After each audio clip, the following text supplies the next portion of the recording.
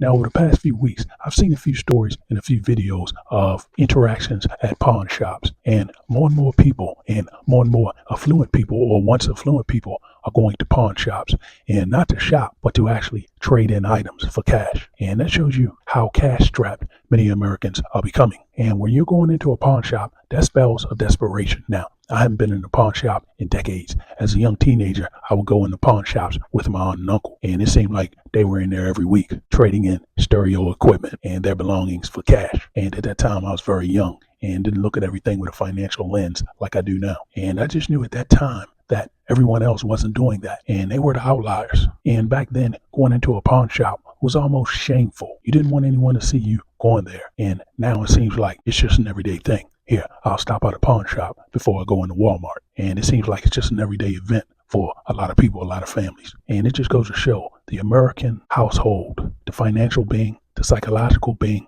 all of that is going down. Now, it's not at a rapid pace, but it's a gradual decline to where you're pawning something, taking it to the pawn shop, and maybe your loved one is just shrugging their shoulders like it's no big deal. Now, S&P Global downgraded 5 regional banks on Thursday. And those 5 banks, they hold a lot of commercial real estate. And as we get later into the year and into next year, these banks, they're going to be on shaky ground, shaky legs. And all it's going to take is one big name to fall. And the rest of these guys, they're going to go like dominoes. It's going to have a contagion effect. And we're right on the tip, right on the cliff of falling over. Now, they've been able to keep this thing glued together, but for how long, I'm not sure. But I know after the election, the dam is going to break. And when it does, it's going to be an absolute mess. This is going to make the 2008 housing crisis look like a picnic. And remember, folks, there's still $1 trillion in debt due this year. And the Fed, they're not cutting interest rates. So financing this debt isn't going to get any easier. Now, with the PCE report coming out Friday morning, and it being in line with what the Fed wants to cut rates, you're going to see this market up. But at the same time, you're going to see commodities up. And my bet is you're going to see WTI probably close near that $85 a barrel mark. And we may very well see Brent hit $90 a barrel next week. And I'm telling you, folks, that pain at the pump is coming.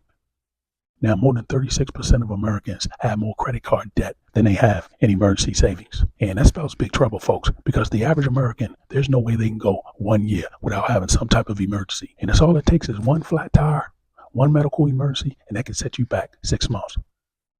Now, we may have another big bankruptcy on our hands. Tupperware Brands Corporation, the owner of Tupperware, the company that was started in 1946, Tupperware Parties, that company may be soon liquidating. Now it trades on NYSE, and that stock is $1.34. And they have about 10,000 employees. So if this company goes under, that's 10,000 people getting the axe. Now, just yesterday, I spoke about the 99-cent store possibly liquidating 15,000 employees there. So as long as interest rates stay high, stay elevated, the debt monster is going to eat many of these companies alive. And it's going to be no coming back. These may be names that you never hear again. Now, if you like this type of content, please like and subscribe. Thanks for watching.